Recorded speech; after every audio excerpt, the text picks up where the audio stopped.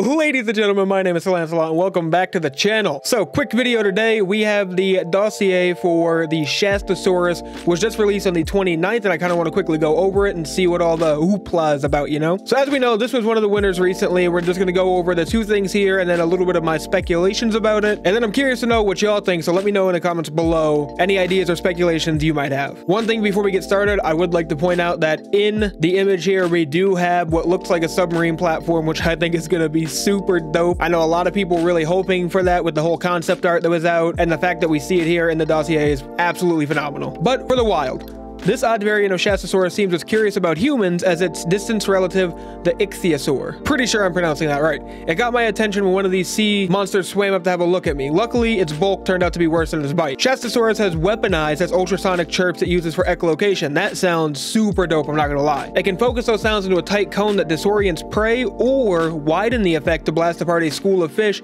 and a concussive wave. So just to touch on that, I'm kind of curious if it's going to be sort of like the lead Sickness in Ark right now, where it's for the most part super docile. I know the lead Sickness attacks rafts, but it's kind of sounding like this one won't. Just because if it swam up to have a look, you would assume this thing isn't swimming up on the beach on the shore to take a look. So I'm assuming whoever's writing this, or the whoever's point of view this is from, was out on the water and then it swam up. So maybe this thing will just be completely docile 100% of the time. Could be completely wrong, but that's kind of what it's starting to sound like. I do really like that it's weaponized the ultrasonic chirps. That sounds like it'll be really cool. I'm curious how that'll work, because it looks like it's firing torpedoes kind of out of the saddle submarine platform thing. I'm curious if you can do anything with like the ultrasonic chirp and the torpedo, like maybe disorient the target and then hit him with the torpedo, or maybe dude, I don't know if this is true at all, but it'd be super dope if you could like shoot a torpedo and then use the chirp to speed the torpedo up to do more damage. I kind of highly doubt that, but it's kind of one of the first things coming to my mind, so I think that'd be really cool if it was a thing. But all in all, it sounds pretty cool. It'll have its own kind of like defensive stuff right there with the ultrasonic chirps, and then you can also, again, it looks like we can put the saddle on it, so it'll have different weaponry, but it's looking,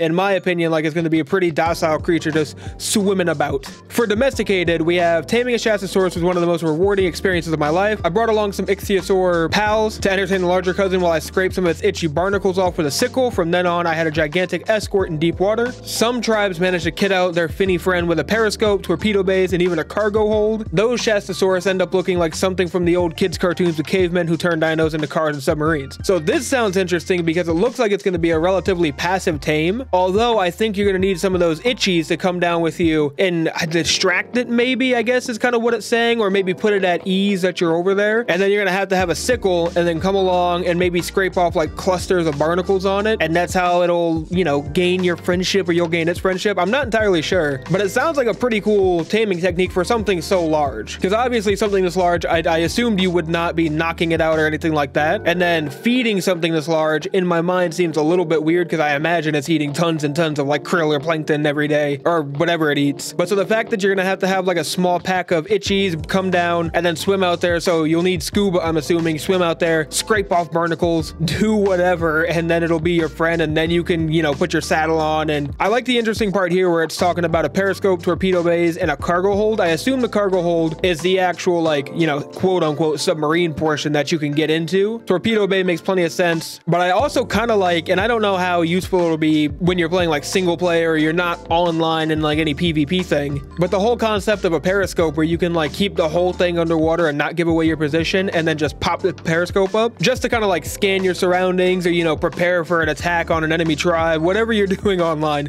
It sounds pretty cool. But yeah, that's all I really wanted to go over. I just kind of wanted to talk about that for a second, because I know I was really excited about this when I heard that this one had actually won. But tell me what you think in the comments down below. Let me know if A, this is the creature you wanted to win, and B, if it is, let me know if kind of this little minor description gives you any ideas about it has some of the stuff you want, it doesn't, anything like that. And the last thing I kind of want to point out is if you take a look at the image right there, and I'm not sure how to scale this thing is at all, but it looks like you can see the itchies like compared next to it, but I'm not sure if that's going to be like the true scale of it. If it is, this thing is going to be absolutely freaking massive. Now, I do know the Shastasuarus was supposed to, like, in real life be one of the largest marine reptiles ever, or something like that. I'm no paleontologist, I just dabble in the Ark world, but I have read that a couple of places when I was looking it up back when, you know, this was part of the creature vote. So there is a really good shot that that might actually be a thing. I'm not 100% sure, but if that is a true to scale drawing, and those are not baby baby itchies, this thing will be enormous. But that is all the time we have for today. So again, I'm super excited about this creature. Let me know what you guys think down below. I'm kind of curious to hear about any ideas or any like use cases y'all could think of with this thing, and just super excited to see this implemented into Ark Survival Ascendant and just everything that that's going to bring with it. But thank you everybody so much for watching. If you enjoyed this video and you want to see more like it, drop a like, hit that subscribe button, and as always, I will see you